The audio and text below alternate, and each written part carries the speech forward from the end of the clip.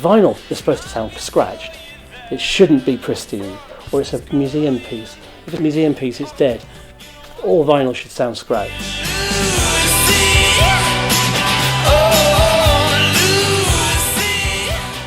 The resurgence of vinyl has become a huge cultural phenomenon over the past 5 years, with sales of the format building year on year. We asked Professor Martin Janes at Southampton Solent University about the revival of vinyl and his thoughts about the fashion trends surrounding the format. Did you ever see vinyl making a comeback? Yeah, because most things come back eventually. So vinyl, well, it's been fetishised for many years. It didn't really disappear. It stopped being in shops, but it was still there. But really, vinyl it didn't go away. What's changed is HMV have now got a bigger vinyl section, but people still collected vinyl. What's changed again is it has become a bit of a fashion thing. So do you think it's back more because of the sound quality, or do you think it's more of a fashion statement now? Well, I think it depends on what kind of person you are and how you're using vinyl. If you're using vinyl because you love the sound of vinyl, well, obviously it's going to be for the sound. And it was always like that. You had these people who spend thousands and thousands of pounds on decks and amps to get the best sound. Sometimes the sound that they could get from their equipment was better than the sound you could get from vinyl. And you had these audiophiles that would only buy 180 GSM virgin vinyl Japanese prints because they were the best quality. So you've always had those kind of people, and then you've always had the fashion collectors, the people who would go out and buy a record because they had to have that record that week. What's interesting now, I think, is they've got a different type of collector in the sense that you've got people who put vinyl on the walls. Do you think the process to make an album on vinyl is harder than it was back then? Because obviously back then everyone used vinyl, everyone made vinyl. Well, no, actually, it's just as hard now. It's always been hard. There used to be more pressing plants, but in the 80s there was only one left in the UK in Slough, and that was pretty much bought out by the major record labels. You couldn't get any, as an independent, you couldn't get anything pressed. So we used to have to get our stuff pressed in France. Now that pressing plant got bought out, is pretty much taken over by a major. In fact, the number of pressing plants has always been that out comes a major record. So let's say I'm in a band and I've got my little 7-inch single I want to get pressed, or my little record, and I'm going to order 2,000 copies from a pressing plant somewhere in the UK. But at the same time, Madonna's put out her biggest album ever of all time, which happened in the 80s to us. So what happens is the Warners say, well, we're taking over the pressing plants, so you're bumped. So your fantastic release that you were wanting to get out sometime around about May doesn't end up coming out till the following May.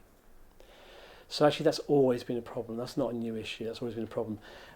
It's a nightmare when you have a major record. Adele absolutely destroyed the independent industry for a while, because, and that's from she's on XL, an independent label, but as no small company could get anything pressed for ages because of the success of the Adele record.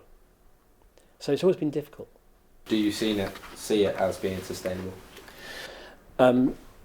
No, I don't see it as being sustainable. The vinyl in its current state is not sustainable because it's far too expensive, and the quality of the equipment that's been listened to is it's just not good enough quality. People have got to reinvest in proper hi-fi equipment to actually hear it properly.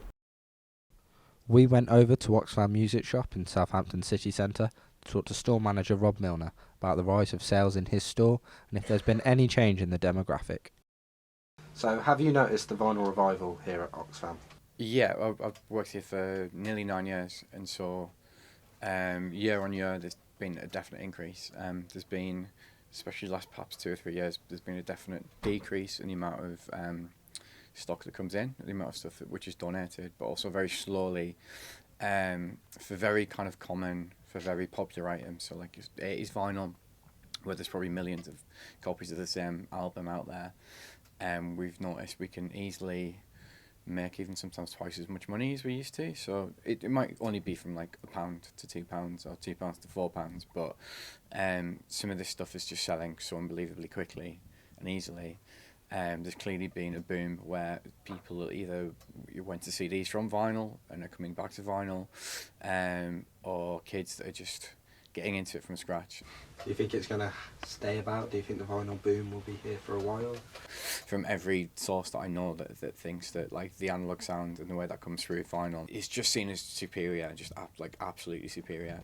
But yeah, in terms of the longevity, I think it perhaps won't grow quite as much as it has done in the last few years. I think it could quite peak, but I think it'll still be around for a really long time, because it's not just the sound quality. I think it is, when there is something which is superior and it's going to get marketed in a certain way, and actually there are enough people out there selling it, I think it's just, especially because of the artwork, there's so much more scope with the artwork to do something interesting when it's big packaging. And also, I think just physical media, when people missed having physical media, they did really, really want it back.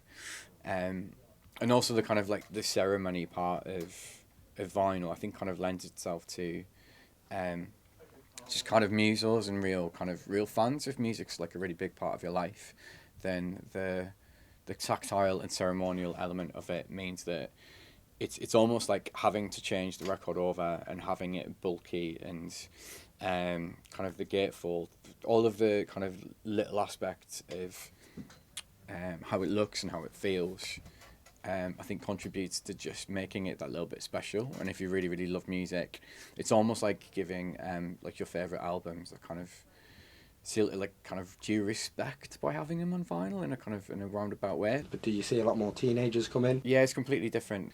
We've got customers probably from 12 to like 82. You've ever worried that you're not going to get enough like popular albums that you know you're going to sell? Yeah, all the time. I think there's various points where we're just not getting the kind of the like big batches of things that would be easy to sell. Then when it does come in, I take it goes straight away. Yeah, very much so. Like I say, we've really very much tried not to be greedy and still have prices that are fair to the customer as well as fair to the beneficiary and the donor. But they just sell so quickly. Everything just sells so quickly. So we've tried not to like. I mean, there are things that you look on the online prices, and there are things that are just quadrupled within the last year in value. It's completely mental, and it's not even people like David Bowie. There'd be people like even like bands like Eurythmics.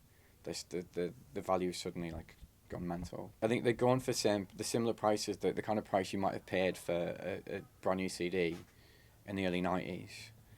Now, like, whereas you could get a Eurythmics album in any charity shop pretty much for like 50p, 99p.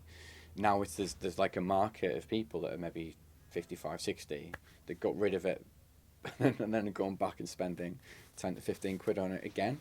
So like, yeah, the stuff, so like those 80s pop albums are in like perfect condition. They're the ones that are going for like, yeah, ridiculous amounts, really surprising amounts of money.